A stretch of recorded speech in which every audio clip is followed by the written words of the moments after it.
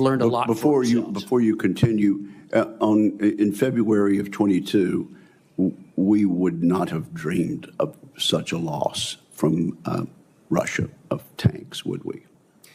We would not have. I did not anticipate the war to go this long, and I did not anticipate Ukraine to be able to destroy so much of Russia's warfighting capability. I hope I didn't break your train of thought, so continue. No, so as we watch the Russians, we see that their level of skill in some technical areas is very high and is evolving during the course of the war, but it's mainly isolated in specific pockets.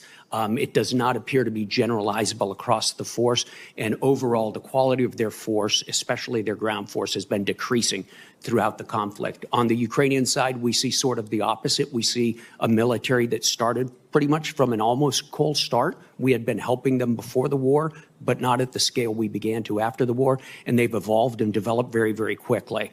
So we've learned a lot about institutional adaptation from watching both sides as well. If we or our NATO allies had to face Russia ourselves in a conflict, because of what we learned, would we be exponentially better off today because of the lessons we've learned in the last 2.5 years? Oh yes, Chairman. Thank you very much. Say a word or two in half a minute about the Russian economy. So the Russian economy has been both bolstered and distorted by this war. Specifically, the Russian government has had to turbocharge their defense sector. And in so doing, they have created a very strong inflationary pressures throughout the economy, but especially in the civil sector. They've responded to that with high interest rates to hold inflation down.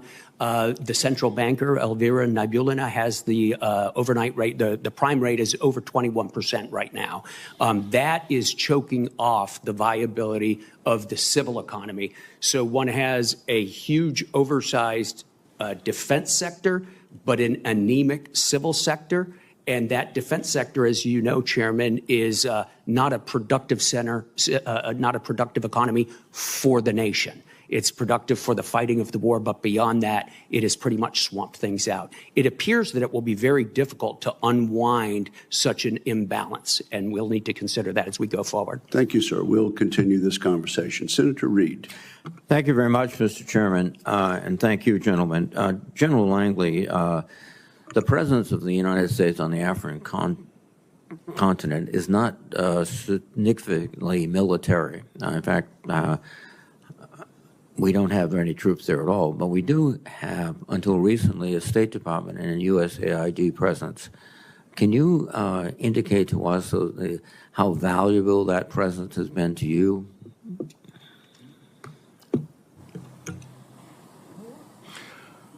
Senator, as you know, heretofore, we had a whole of government approach in some of the challenges on the African continent, and we used that in past years.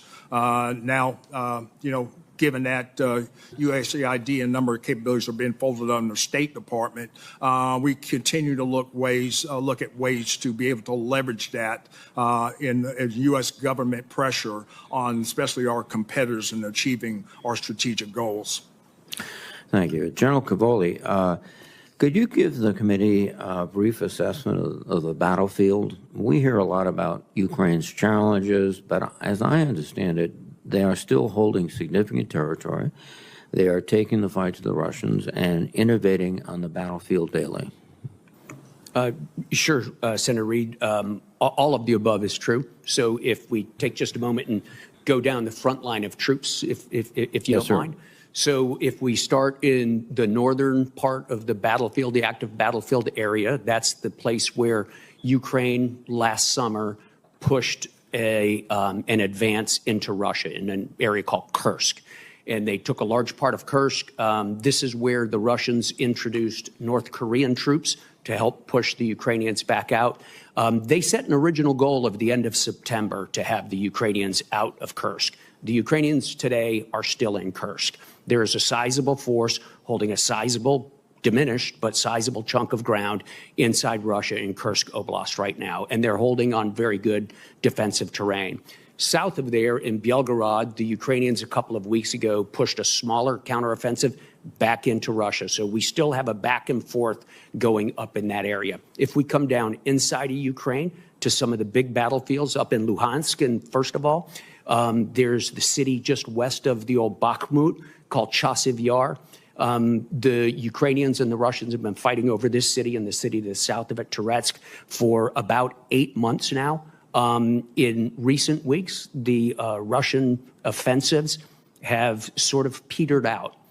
They had been decreasing in scale, moving from company size to platoon size, now basically small groups of infantrymen trying to rush forward under artillery fire, and they have failed to gain ground in the last couple of weeks. In fact, the Ukrainians have taken a little bit of ground back from them. If we come farther south from that, we get to Pokrovsk in Donetsk province, where the Russians continue to try to take Pokrovsk. They are stalled out on their axes trying to encircle it. They got pretty close, but the Ukrainians have held the Russians back. That's on the ground. The Russians seem to be suffering from a paucity of armored vehicles and a lack of manpower. The Ukrainians on their side have assumed very strong defensive positions, well dug in, and appear to have solved some of their manpower problems that were so acute last autumn.